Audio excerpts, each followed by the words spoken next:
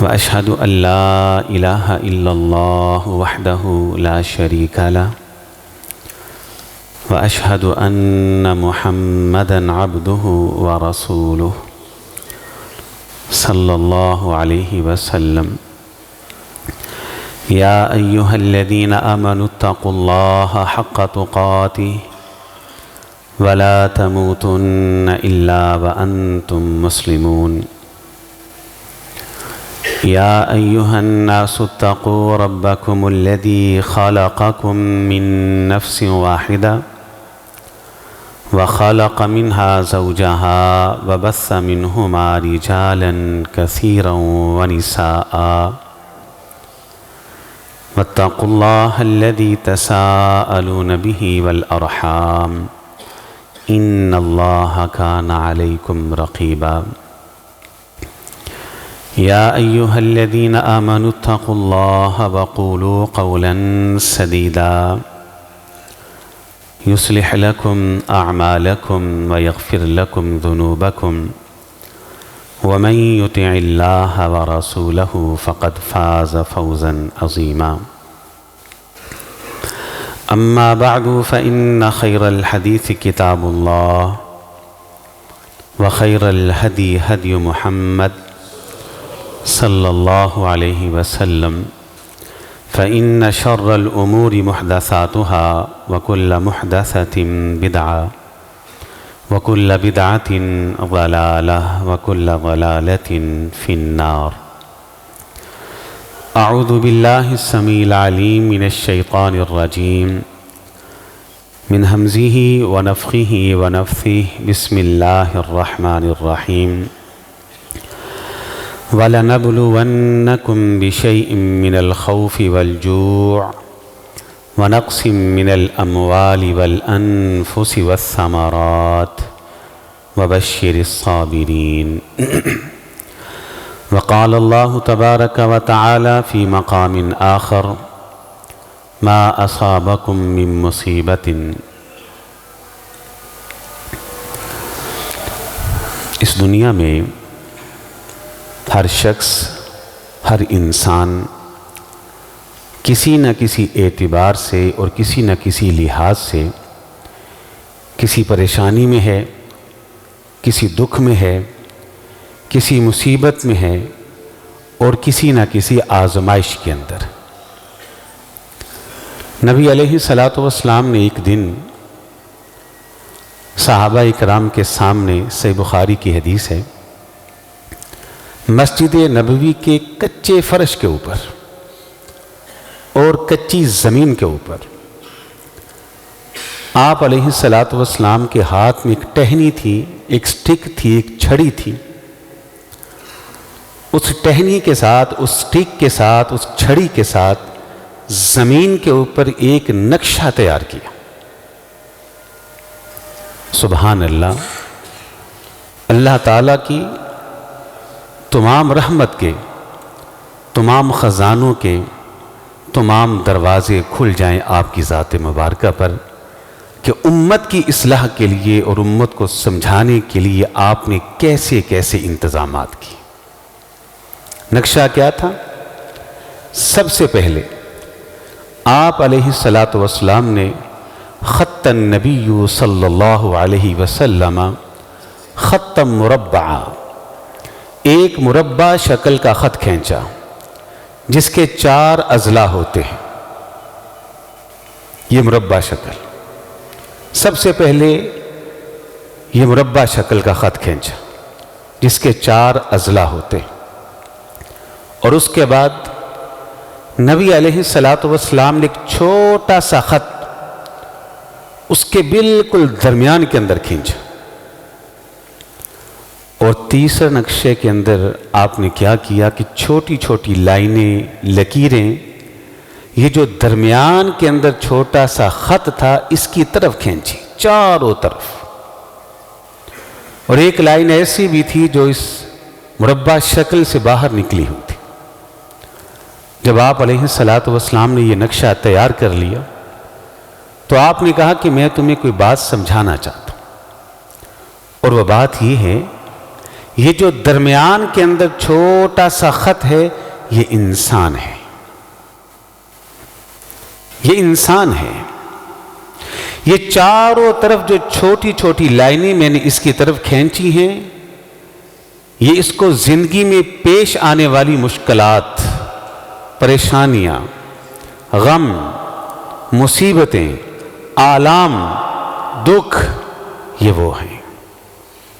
اب کیا ہوتا ہے، ایک پریشانی اس کے اوپر آتی، ابھی یہ اس سے چھٹکارا نہیں پاتا کہ دوسری تیار ہوتی،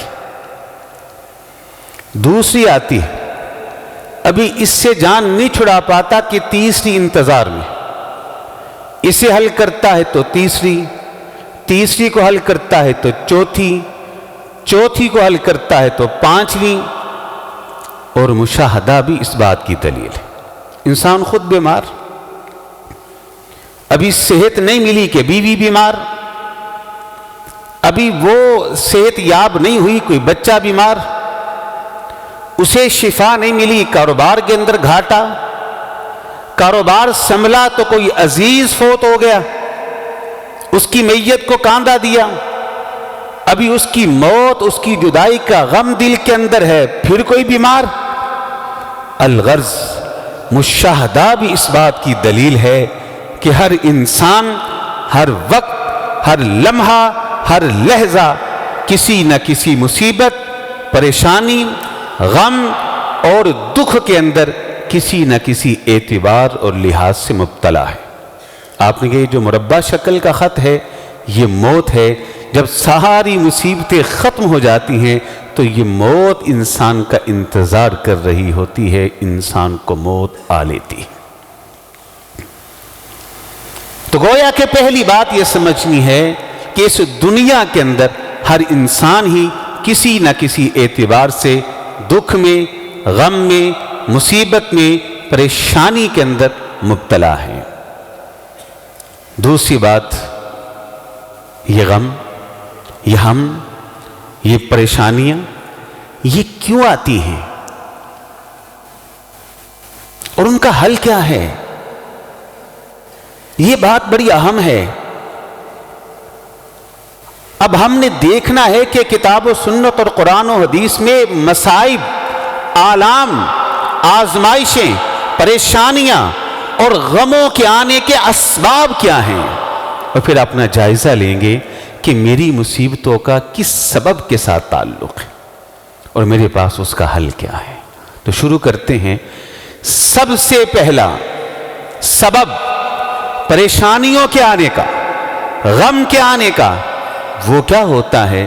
آپ حیران ہوں گے، وہ سبب ہوتا ہے نیکی،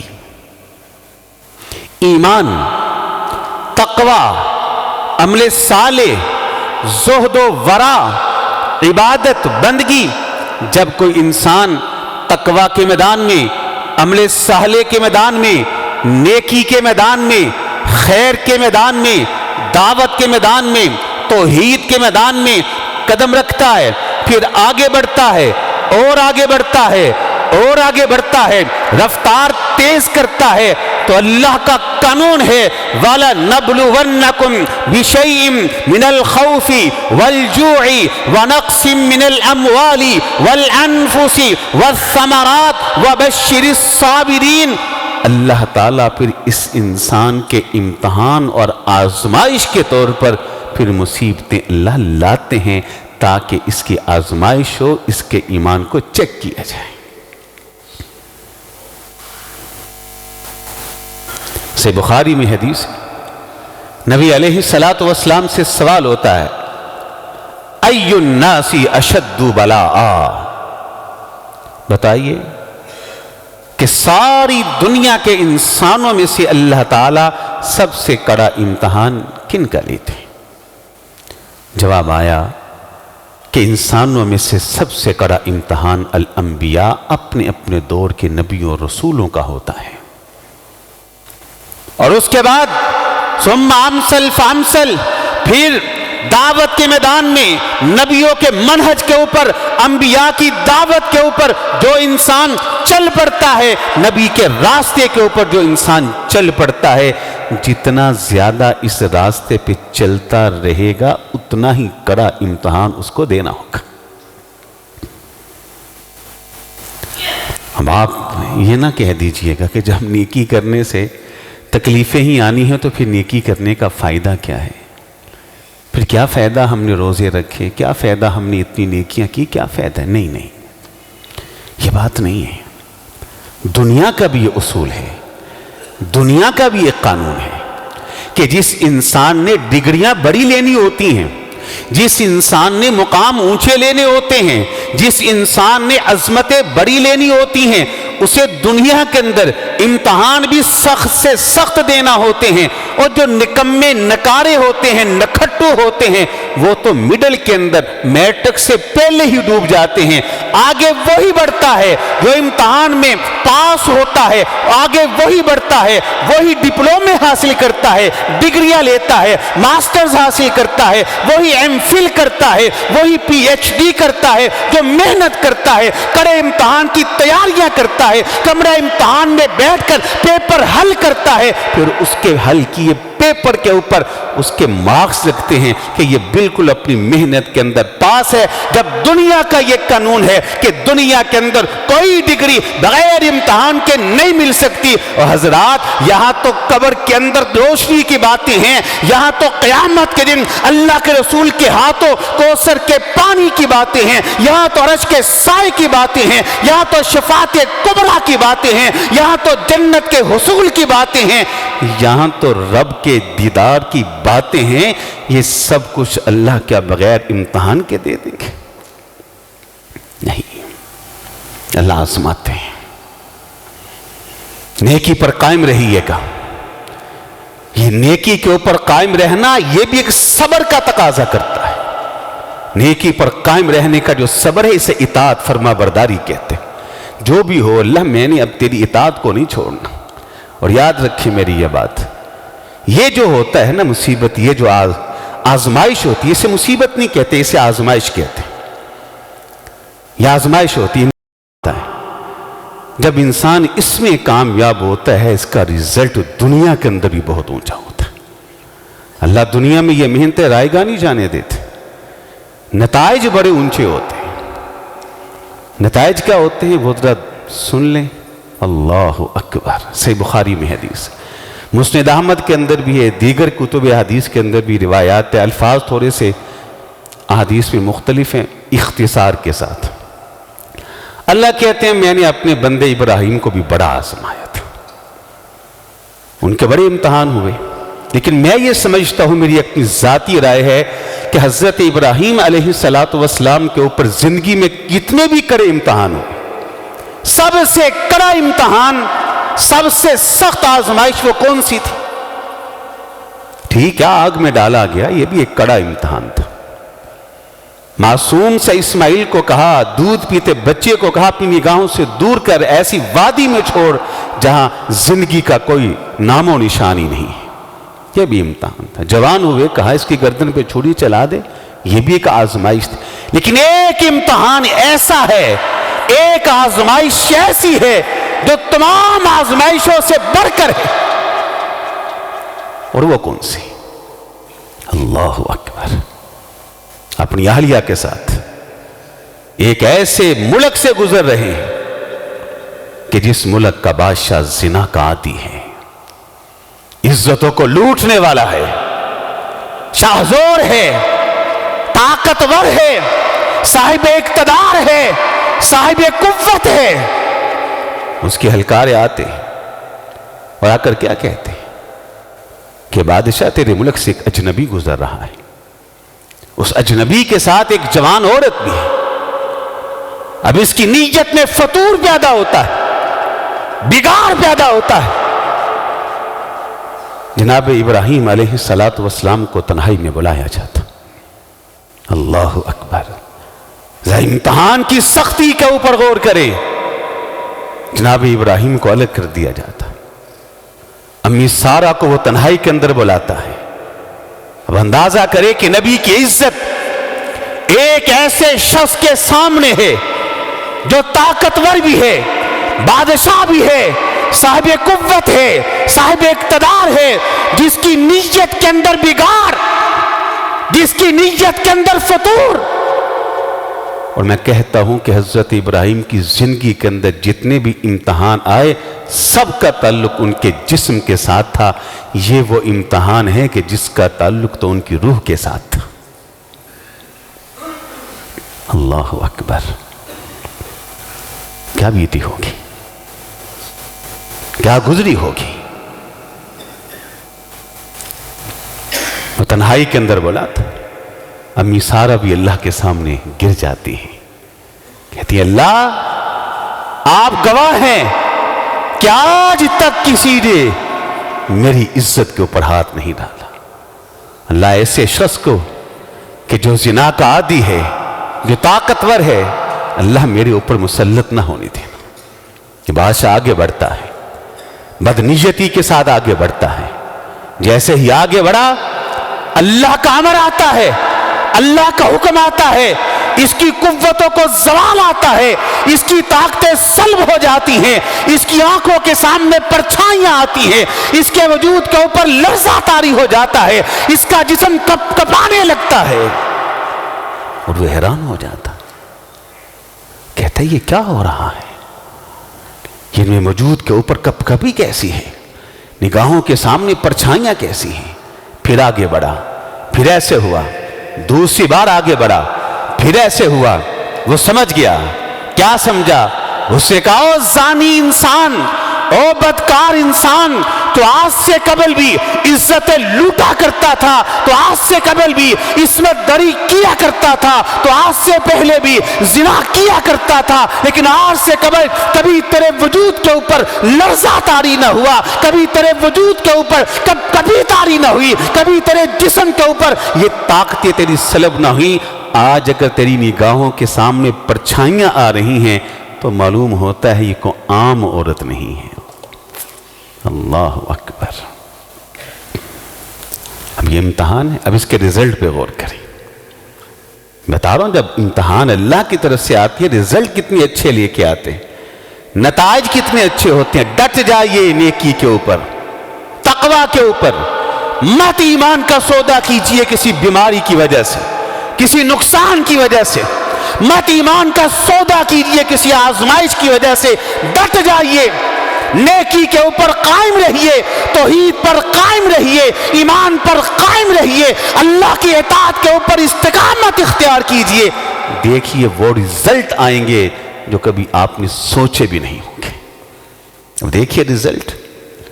اب اس آزمائش کی وجہ سے امی سارا کو امی ہاجرہ ملتی ہیں۔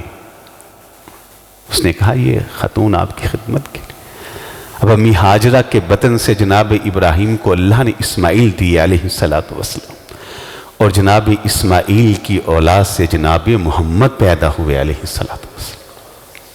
اللہ اکبر۔ دیکھا رزلٹ؟ آزمائش اگر اللہ کی طرف سے آتی ہے نیکیوں کی وجہ سے، عمل صالح کی وجہ سے، تو اس کے رزلٹ اتنے شاندار ہیں کہ انسان کی عقل کام ہی نہیں کرتی۔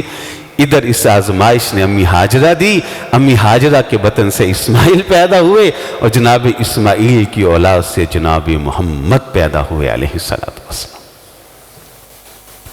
یہ کئی بار آپ کو سنایا ہے قرآن کا واقعہ، نحن نقص علیک احسن القصص۔ اللہ کہتے ہیں سب سے پیارا قصہ تو یوسف کا ہے۔ وہ بچپن سے شروع ہوئے،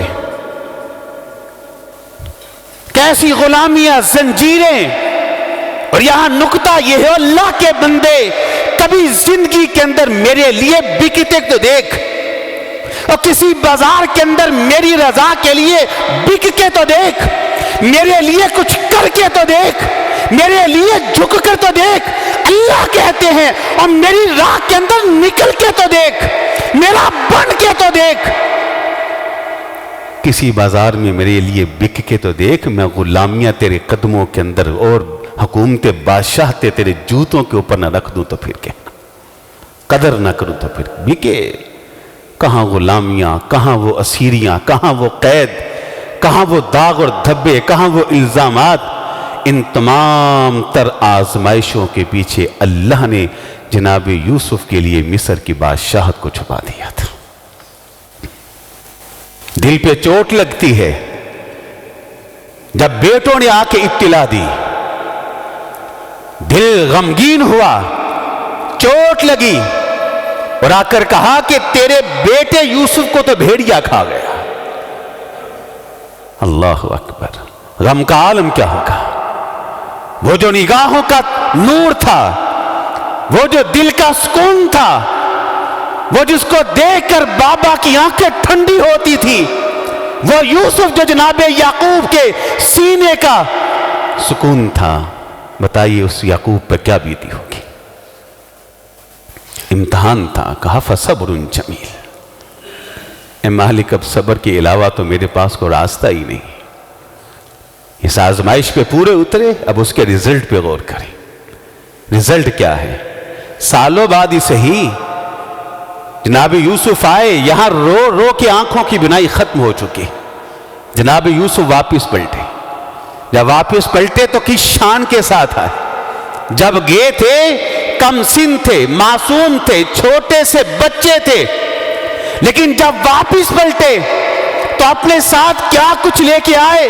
جب واپس پلٹے بابا کی بینائی بھی لے کے آئے، جب واپس پلٹے رسالت کو لے کے آئے، جب واپس پلٹے نبوت کو لے کے آئے، اور جب واپس پلٹے تو مصر کی حکومت اور بادشاہت کو بھی ساتھ لے کر آئے تھے۔ اللہ، تو عرض کر رہا ہوں کہ زندگی کے اندر آزمائشیں ہوتی ہیں، اللہ امتحان لیتے ہیں جب انسان نیکی اور تقوی کے اوپر کھڑا ہوتا ہے۔ یہ نیکی بھی بغیر امتحان اور صبر کے انسان نہیں کر سکتا۔ صبر ہی کا تقاضا ہے کہ آپ کو صبح کو بستر چھوڑ کر فجر کے لیے آنا ہے۔ اطاعت کے بغیر، صبر کے بغیر انسان نیکی پہ کھڑا نہیں ہو سکتا۔ جب نیکی پہ کھڑا ہوتا ہے پھر آپ کی آزمائش ہوتی ہے، اس کا رزلٹ بڑا اچھا ہوتا ہے۔ سبب نمبر 2، جو دوسرا سبب ہے اسے میں مصیبت کہتا ہوں۔ آزمائش ہوتی ہے نیکی کی وجہ سے، لیکن جو دوسرا سبب ہوتا ہے وہ ہوتی ہیں مصیبتیں۔ وہ آزمائشیں نہیں ہوتی، وہ مصیبتیں ہوتی۔ ما اصابکم من مصیبت فبما کسبت ایدیکم ویعفو عن کثیر۔ مصیبت جو ہوتی ہے، دوسرا سبب میرے انتہائی ناقص اور محدود علم کے مطابق انسانوں پر مصیبتیں، پریشانیوں کے آنے کا، یا یوں کہہ لیجئے کہ نعمتوں کے چھن جانے کا، خوشیوں کے چھن جانے کا، غموں کے آ جانے کا۔ نعمتیں چھن جاتی ہیں، عذاب آ جاتا ہے۔ جب کوئی فرد انفرادی اعتبار سے، جب کوئی قوم اجتماعی اعتبار سے اللہ کی نافرمانی شروع کر دے تو اللہ تعالیٰ اس فرد سے اپنی نعمتیں چھین لیتے ہیں، اس قوم سے اپنی نعمتیں چھین کر اس فرد اور قوم کے اوپر مصیبتیں، پریشانیاں اور عذاب کو مسلط کر دیتے ہیں۔ یہ ایک سچائی ہے اور حقیقت ہے۔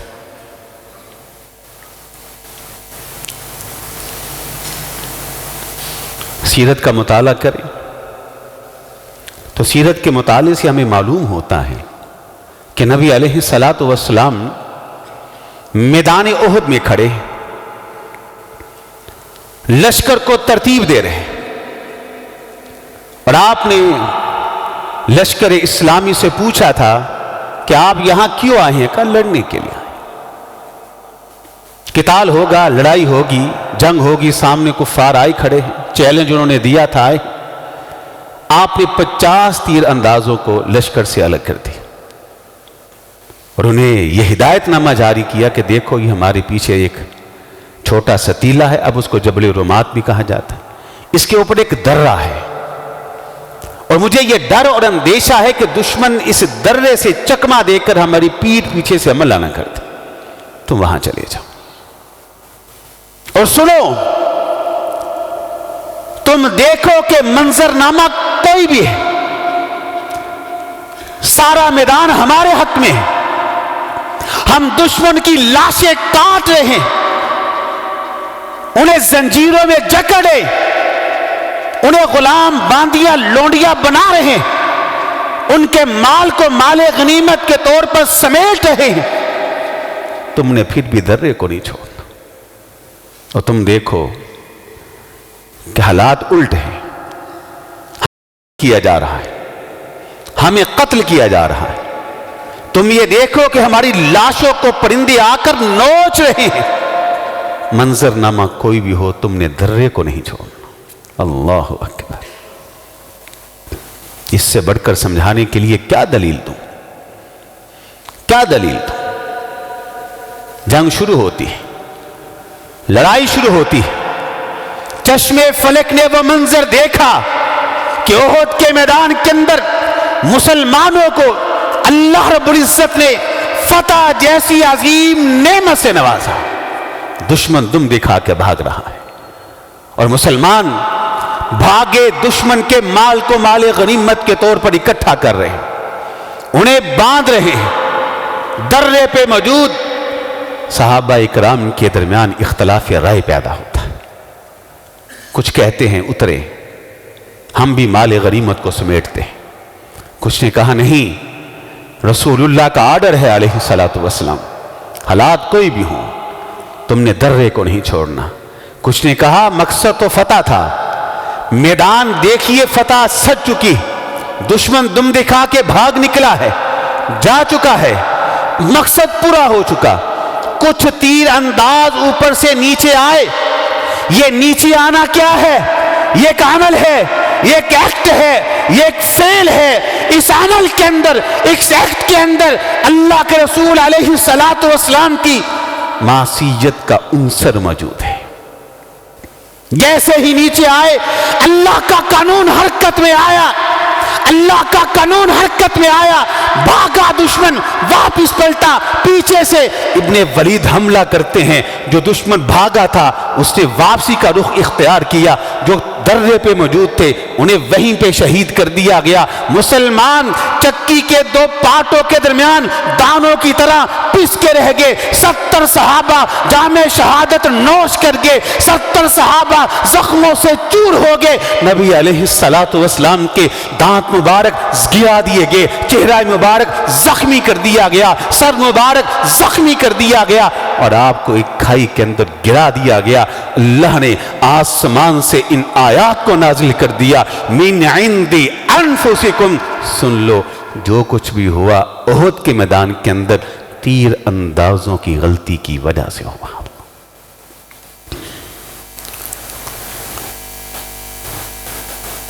غلطیاں دو طرح کی ہوتی، غلطیاں دو طرح کی ہوتی۔ ایک غلطی ہوتی ہے جو انسان قصدن کرتا ہے، عمدن کرتا ہے، جان بوجھ کے کرتا ہے۔ ہم نماز نہیں پڑھتے، ہم عمدن گناہ کرتے ہیں۔ دکان پہ بیٹھ کے جھوٹ بولتے ہیں، گھر میں جھوٹ بولتے ہیں، عمدن، جان بوجھ کر۔ اور یہ غلطی ہوتی ہے جس کو کہتے ہیں اجتہادی غلطی۔ عمدن انسان غلطی نہیں کرتا، انسان ایک رائے دیتا ہے، ایک اجتہاد کرتا ہے، اجتہادی غلطی۔ یہ صحابہ کرام کی اجتہادی غلطی تھی، کو نافرمانی کا ذہن نہیں تھا، ان کا معصیت کا ارادہ نہیں تھا، وہ رسول اللہ کی مخالفت میں نہیں جانا چاہتے تھے، وہ اس کو نافرمانی سمجھتے نہیں تھے، ایک اجتہاد تھا ان کا، ایک رائے تھی ان کی کہ اب درے سے نیچے اترنا یہ کوئی معصیت نہیں، درے پہ آنے کا جو مقصد تھا وہ پورا ہو چکا ہے۔ یہ ایک اجتہادی غلطی تھی۔ حضرات، ایک اجتہادی غلطی کے اوپر اتنا بڑا اللہ کا قانون کہ فتح جیسی نعمت کو چھین لیا گیا، ایک اجتہادی غلطی کے اوپر منظرنامہ تبدیل کر دیا گیا۔ ساتھ رکھ کے، دل پہ ہاتھ رکھ کے بتائیے کہ جس معاشرے کے اندر صبح سے لے کر دوپہر تک، دوپہر سے لے کر شام تک، شام سے لے کر رات گئے تک دن رات اللہ کی نافرمانی اور معصیت ہوتی ہو، کیا ایسے معاشرے پہ اللہ کی رحمتوں کا نزول ہوگا یا اللہ کے عذاب کا نزول ہوگا؟ بلکہ معذرت کے ساتھ ہم تو اس قدر آگے نکل چکے ہیں، اور معصیت تو بڑی دور کی بات ہے، نافرمانی، ہم تو گناہ کو گناہ ہی نہیں سمجھتے۔ ہاں مسلمان گناہ کو گناہ سمجھتے ہی نہیں. وہ جوے کو کہتا ہے یہ تو انعام ہے. اب جو جوے کو انعام سمجھ کے لے رہا ہے وہ خاک اس کو گناہ سمجھے. وہ رشوت دیتے وقت وہ یہ کہتا ہے یہ جب ہدیہ ہے، تحفہ ہے، عیدی ہے، گفٹ ہے، چائے پانی ہے، وہ تو گناہ سمجھ نہیں رہا. موسیقی سننے والا تو صاف کہتا ہے یہ روح کی غذا ہے. سود کھانے والے کو کہا جائے تو وہ صاف کہتا ہے جناب یہ تو کاروبار ہے، نفع ہے، پروفٹ ہے.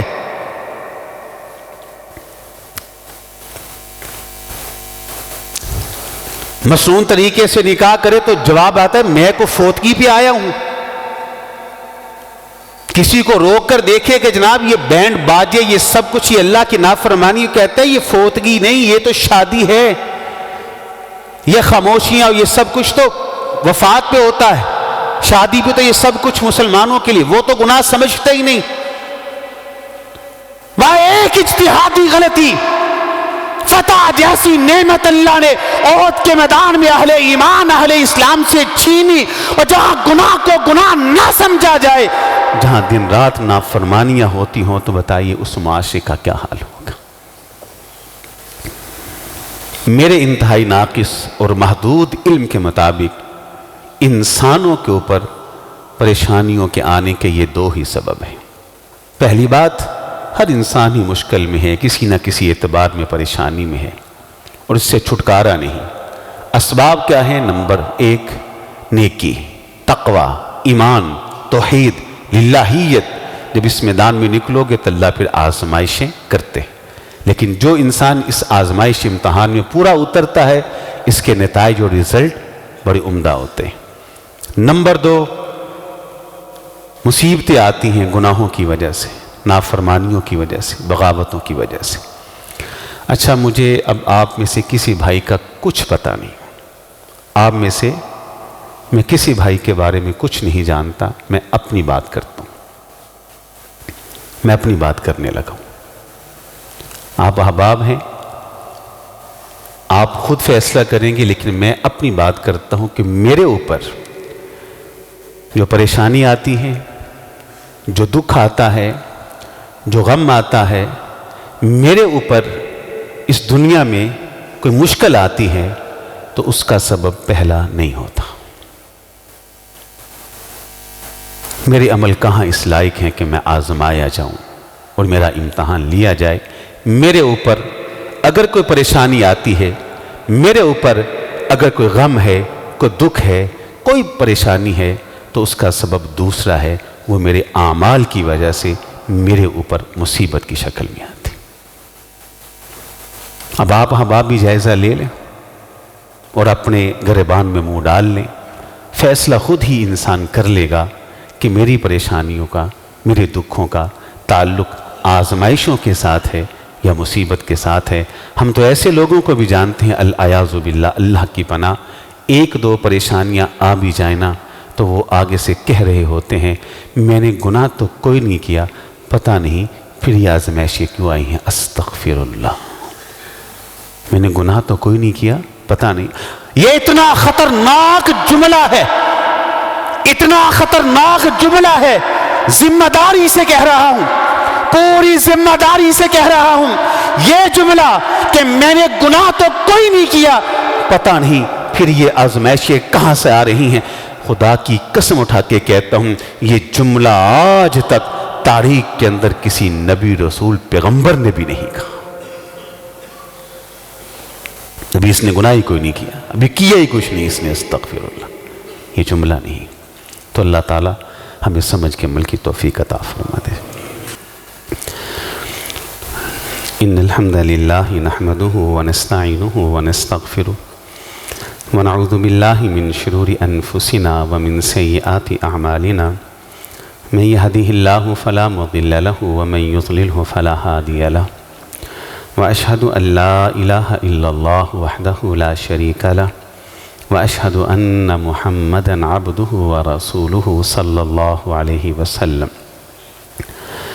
یا ایہا الذین آمنوا اتقوا اللہ حق تقاتہ ولا تموتن الا وانتم مسلمون یا ایہا الناس اتقوا ربکم الذی خلقکم من نفس واحدہ وخلق منها زوجها وبث منهما رجالا كثيرا ونساء واتقوا الله الذي تساءلون به والأرحام إن الله كان عليكم رقيبا يا أيها الذين آمنوا اتقوا الله وقولوا قولا سديدا يصلح لكم أعمالكم ويغفر لكم ذنوبكم ومن يطع الله ورسوله فقد فاز فوزا عظيما أما بعد فإن خير الحديث كتاب الله وخير الهدي هدي محمد صلى الله عليه وسلم فإن شر الأمور محدثاتها وكل محدثة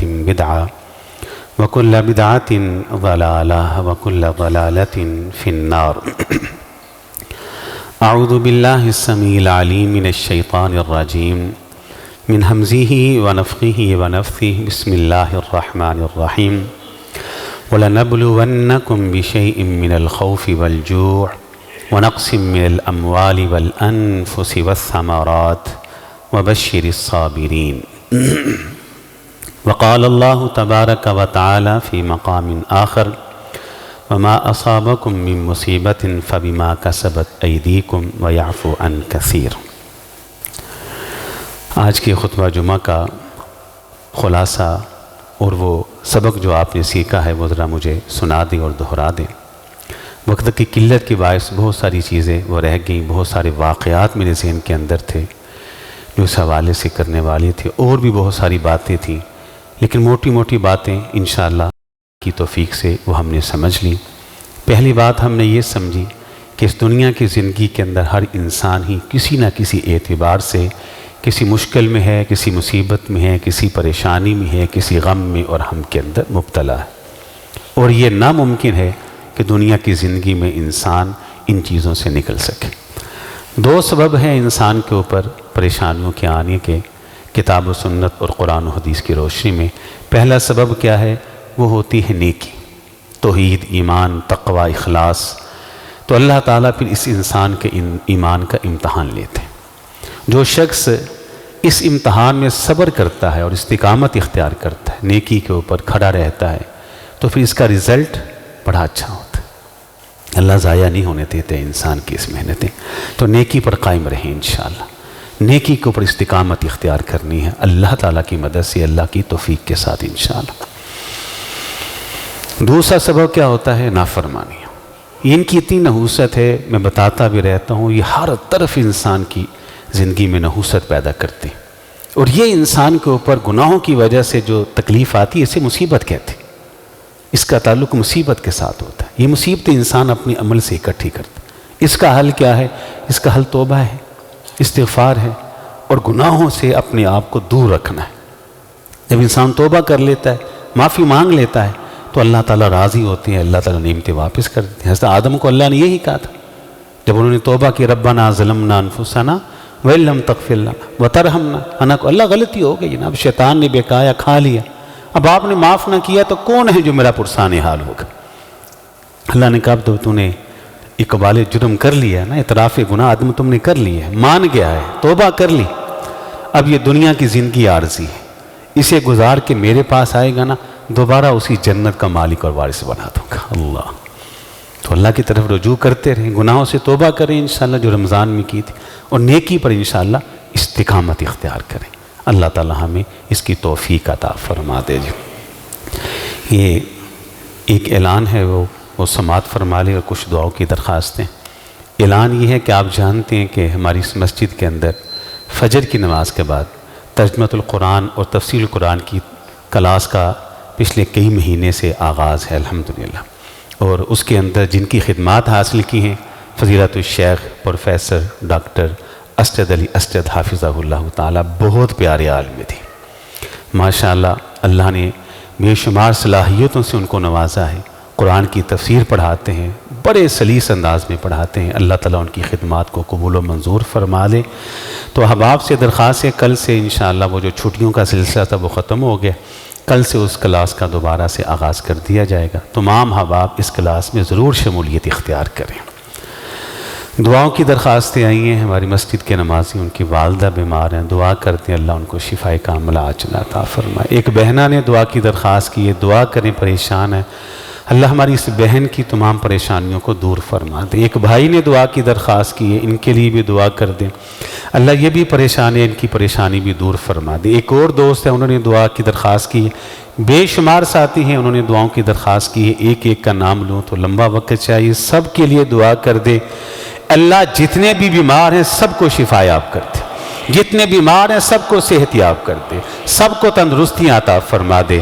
اللہ جن جن کے گھروں کے اندر نا اتفاقی ہے، بے چینی ہے، بے قراری ہے، لڑائیاں ہیں، جھگڑے ہیں، اللہ ان گھروں کے اندر اتفاق کو پیدا کر دے۔ اللہ دلوں کے اندر یہ جو کم ظرفی ہے، تنگ نظری ہے، حسد ہے، بغض ہے، کینے ہیں، نفرتیں، اللہ یہ ساری ختم کر دے۔ اللہ جو عمر میں بڑے ہیں چھوٹوں پر شفقت کرنے والا بنا دے۔ اللہ جو چھوٹے ہیں بڑوں کا ادب و احترام کرنے والا بنا دے۔ اللہ ہمارے ظاہر کو اخلاق سے مزین کر دے۔ اللہ ہماری زبان کے اندر مٹھاس پیدا کر دے۔ اللہ ہماری زبانوں کے اندر شرینی پیدا کر دے۔ اللہ ہمارے ظاہر کو اچھے اخلاق سے مزین کر دے۔ اللہ ہمارے باطن کو تقوی سے آراستہ کر دے۔ اللہ ہمارے باطن کو تقوی سے مزین کر دے۔ اللہ ہمارے ظاہر کو اخلاق سے اور باطن کو تقوی سے آراستہ کر دے۔ اللہ ہمیں نیکیوں کے اوپر استقامت اختیار کرنے والا بنا دے۔ اللہ ہمیں نیکیوں پر ہمیشگی کرنے والا بنا دے۔ اللہ ہمیں گناہوں سے دور دور دور دور بہت دور جانے والا بنا دے۔ اللہ ہمیں جنت کا راہی بنا دے۔ اللہ ہمیں جہنم کے راستے سے کوسوں دور کر دے۔ اللہ تیری توفیق کے بغیر، آپ کی مدد کے بغیر نہیں بچ سکتے شیطان کے حملوں سے۔ اللہ اپنی خاص مدد سے اللہ اس ازلی ابدی دشمن کے وسوس و حملوں سے ہمیں محفوظ فرما لے۔ اللہ اپنی خاص رحمت سے اس دل کے اندر نیکی کی محبت کو پیدا فرما دے۔ اللہ ہمارے بیٹوں کو، ہماری بیٹیوں کو، ہماری اولادوں کو اللہ ہماری آنکھوں کی ٹھنڈک بنا دے، دل کا سکون بنا دے، عزت کا سبب بنا دے۔ اللہ ہماری زندگی کے اندر ہی ہمیں اپنی اولادوں کی سرفرازیاں دکھا دے، سربلندیاں دکھا دے۔